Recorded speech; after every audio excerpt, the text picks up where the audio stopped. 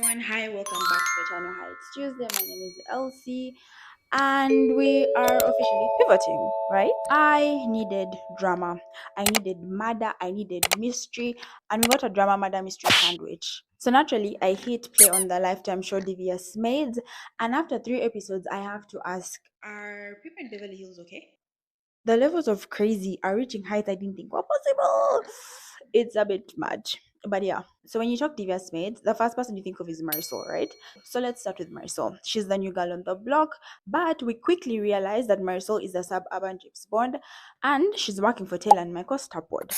But her real job is solving Flora's murder while holding Taylor's marriage in her hands. And on the other side, she has to save her son. And that's a lot of saving for one woman. In the first 3 episodes, Marisol's hustle is unmatched, right? We see her hiding in the bushes at Flora's burial, listening to Zoil and the others asking if they should go to the police and if the waiter is really guilty. She quickly infiltrates that group and starts questions. Just a bit too many questions, right? Now, you can't mention Flora without mentioning the Pauls, and you can't mention the Pauls without mentioning Marisol. So, Adrian and Evelyn are one of the creepiest couples in TV history, period. So Adrian raped Flora, but because she was a sex worker who had previously worked for him in like his little evil scheme, Evelyn believes that Flora seduced him and that she shouldn't make a big deal of the fact that she was raped, which is really weird. So after an argument with the Powells, Flora is murdered, and then a waiter stumbles into the party holding the murder weapon covered in blood, and he's arrested. The Powells know that he's guilty, but they can't really be bothered interfering because they don't need the scrutiny into their private little dirty secrets. Throughout the second episode, Marisol tries to get hired by the Powells, and when she brings it up with Taylor that she'll work on her days off for the Powells, Taylor says no, she's just uncomfortable with her working for someone else. Adrian finds out and then threatens to reveal Taylor's secret. So Taylor has to say yes to Marisol working for the Powells. The big secret is basically that in Taylor's past, she used to work as a prostitute that would help with Adrian's little secret parties. Yeah, but he's not the only one blackmailing Taylor. Like, Taylor has a lot going on. So Olivia, Michael's first wife, threatens to tell everyone about Taylor's past. When Taylor tells Michael about her being blackmailed by Olivia, his first solution is we're getting the hell out of Beverly Hills and we're moving to New York City where no one knows us, right? Clean slate, fresh start. But she can't leave because she has to find out who killed Flora in order to free the waiter who, dun dun dun, is Eddie Hassan, right? A big reveal. So this is one other thing she has to handle, right? So she goes over to Olivia's place and convinces her to keep Taylor's secret. And Olivia's like, but Marisol, why?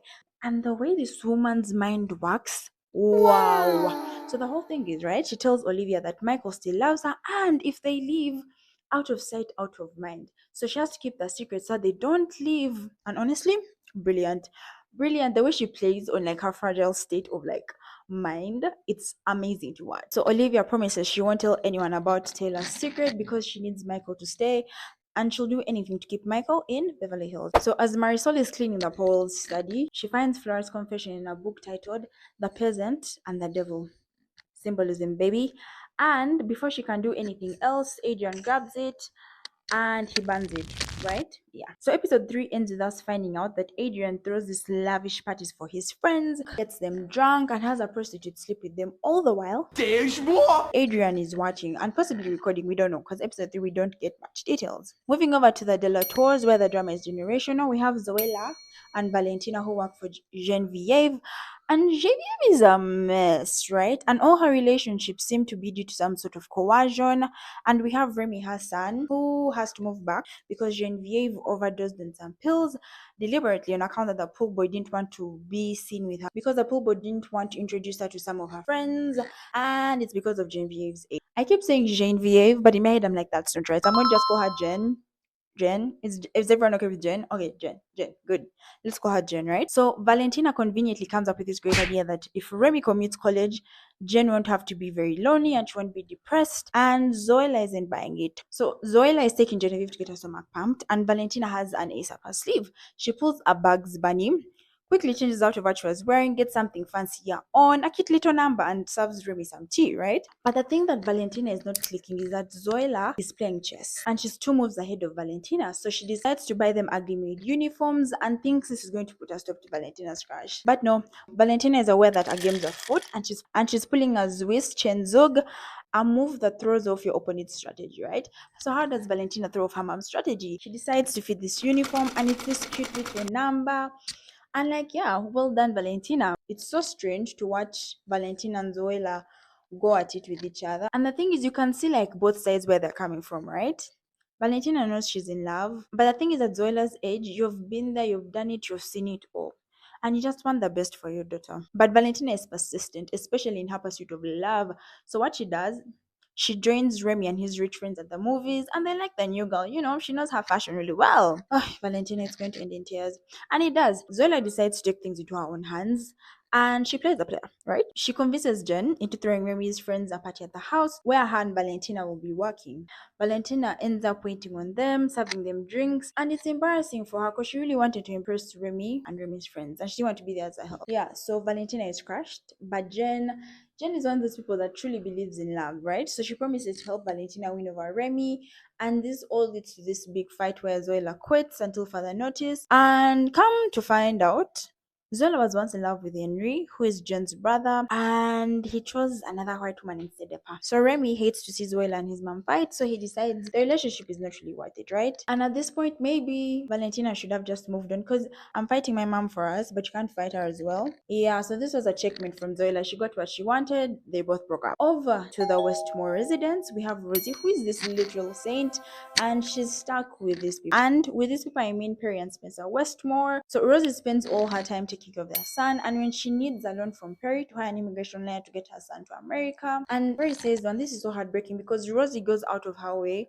to always make sure that their son is comfortable, that he's okay. She gives their son all the love should be given to her son, right? Once again, these people are really crazy. So Rose is put in the middle again between Perry and Spencer. When Spencer finds underwear in their room, but it's not his brand. Now Perry needs Rosie to lie for her, and Rose is really sweet. Like Rose is such a saint because she does. Because what do you mean I'm lying for you after you refuse to get me a loan to get my son into that country?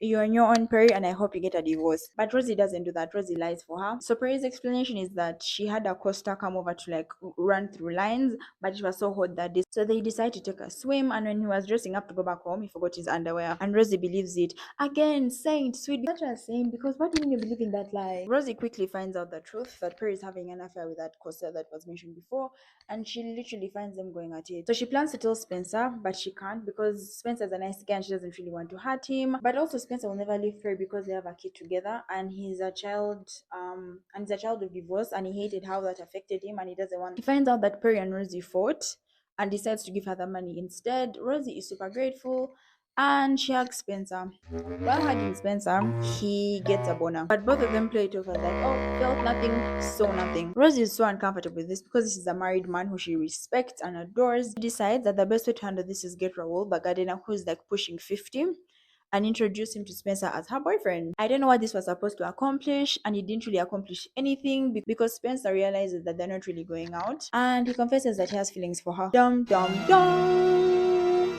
Ooh, ooh, ooh, ooh, ooh, ooh. We can't forget Odessa and Carmen, right? So we have Odessa, Carmen, and Sam, and they work for this Latin like pop star called Alessandro Julio, who is always on tour and never in his house. I feel like Odessa is the only person's brain that's really functioning in this show. She sees through Carmen's gift because Carmen wants to be the next Shakira. And that's why Carmen is working as a maid in the Julio residence. He has Odessa who runs the entire house. So every time Carmen tries to like sneak her CD to Odessa, Odessa intercepts it. Anytime she adds music to like his iPod, Odessa intercepts it. And during one of these interceptions, Odessa slips on like Carmen's like wiping rug and falls down a flight of stairs. And she already had hip problems. I think she has like a prosthetic leg. Yeah, she does have a prosthetic leg. So she falls down the stairs and has to be hospitalized. Yo, this was what Carmen was waiting for all her life. Carmen has decided to run wild. She invites the rest of the girls to the house and they lounge around the pool during lunchtime.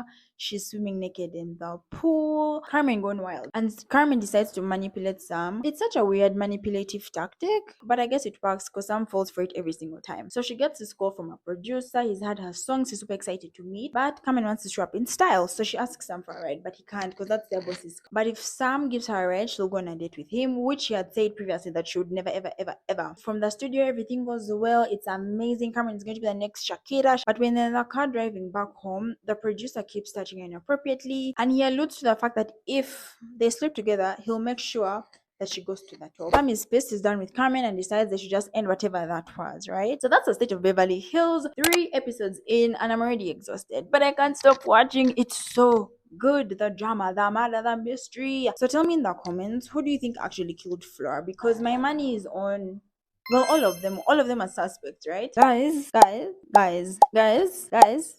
we just hit double digits on our subscribers. We are currently at 12 subscribers. Oh my god. Thank you so much to everyone who's subscribing, everyone who's watching, everyone who's enjoying the content. Aren't yet subscribed? Don't you want to be a part of this? When was the last time someone thanked you? No, seriously, when was the last time someone thanked you? So subscribe and enjoy that feeling of being thanked because you know you want to. I know you want to. So yeah, thank you so much, and I'll see you in the next video.